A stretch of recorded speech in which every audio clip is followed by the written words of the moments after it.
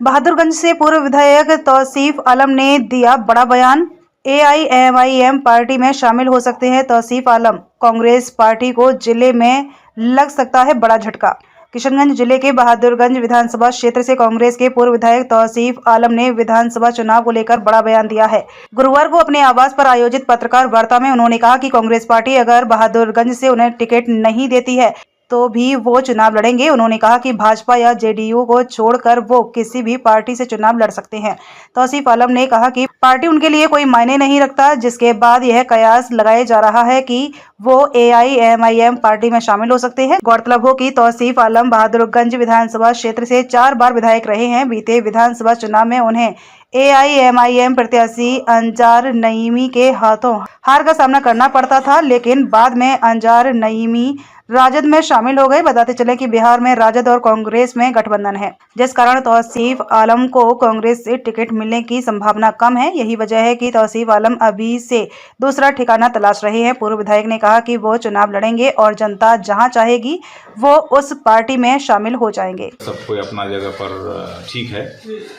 मैं कांग्रेस में अभी हूँ और कल को किसने देखा है, और पार्टी गठबंधन के तहत अगर राजद को वहाँ टिकट देता है बहादुरगंज में, तो फिर हमको विचार करना पड़ेगा और विचार करके जो भी निर्णय पब्लिक लेगा हम उनका साथ दे करके हम लोग काम करेंगे। रणनीति क्या चल रही है सर?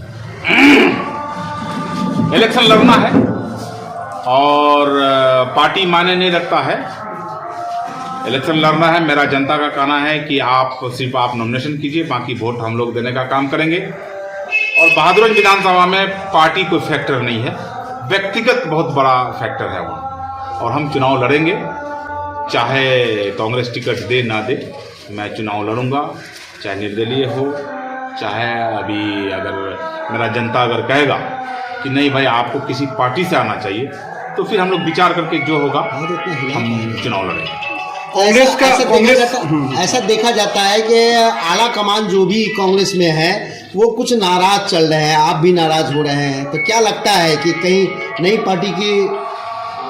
देखिए, कांग्रेस क्या करेगा वो हमको उधर नहीं जाना है। हम क्या करेंगे, हम अपने मुंह से आपको बाइक दे रहे हैं। हम जो है खुद मालिक नहीं है, मेरा मालिक जनता है। और हमारा बहादुरगंज विधानसभा पे हिंदू, मुस्लिम, सिख, ईसाई सबका एक ही आवाज़ है कि हम लोग आपको वोट देंगे, ना कि आपका कोई पार्टी को। और हमने ये तय किया है कि जनता जब मेरे साथ है तो मैं चुनाव लड़ूंगा। कांग्रेस टिकट दे ना दे, मैं चुनाव लड़ूंगा। हमेशा कांग्रेस का ही सीट हुआ करता है बहादुरगंज। नहीं, आप लोग गलतफहमी में हैं। हम जीत करके कांग्रेस में गए थे, कांग्रेस हमको टिकट नहीं दिया था। हम कांग्रेस को हरा करके हम कांग्रेस में गए थे, और कांग्रेस